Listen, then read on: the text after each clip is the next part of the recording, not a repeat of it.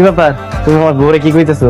বাইকনার বউ না, কথা কইতেছি ওই তোর বউরে সকাল সকাল অফিসে পাঠাই দিস। অফিসে তো অনেক লোকজন, রান্না বান্না তো তোর বউরেই করতে হয়। কালকে থেকে আমি অফিসে যাবো না।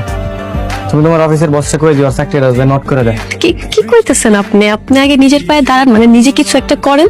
যে পর্যন্ত না করতেছেন ওই পর্যন্ত আমি কাজটা করে যাই না, আপাতত থাকুক।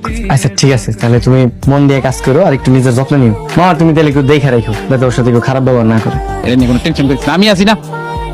এখানে তোমার লেগে অনেক জিনিস আছে। এই যে আলতা, তোমার পায়ে মাঝে মাঝে সুন্দর করে নাইকা দিন, খুব ভালো লাগবে। এটা হইতেছে গিয়া কাচের চুড়ি। আমার তো আর সোনার চুড়ি দেওয়ার সামর্থ্য নাই, তাই তোমার কাচের চুড়ি দিলাম।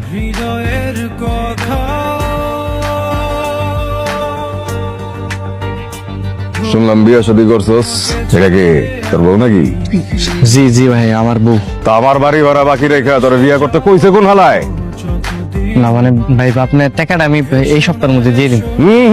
আজকের মধ্যে দিবি টাকা? ভাই আসলে নতুন বিয়ে করছি তো, হাতে যা টাকা ছিল সব খরচ হয়ে গেছে।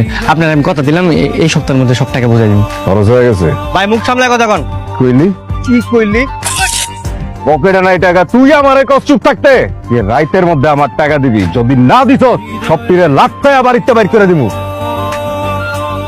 আমি তাহলে কামে গেলাম, হ্যাঁ দেরি যেতেছে।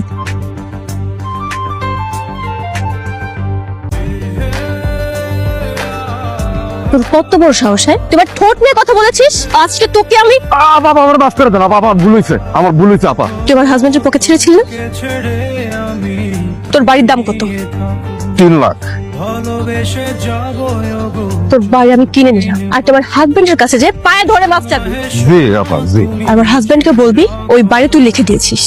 আর কোনোদিন যদি আমি দেখেছি তুই গরিব মানুষদের সাথে এভাবে খারাপ ব্যবহার করেছিস, ওই তোকে আমি মেরেই ফেলবো। কথাটা মাথায় রাখিস। না না আপা, আমার শিক্ষা হয়ে গেছে গা, কখনো কারো লোক এরকম করবো না।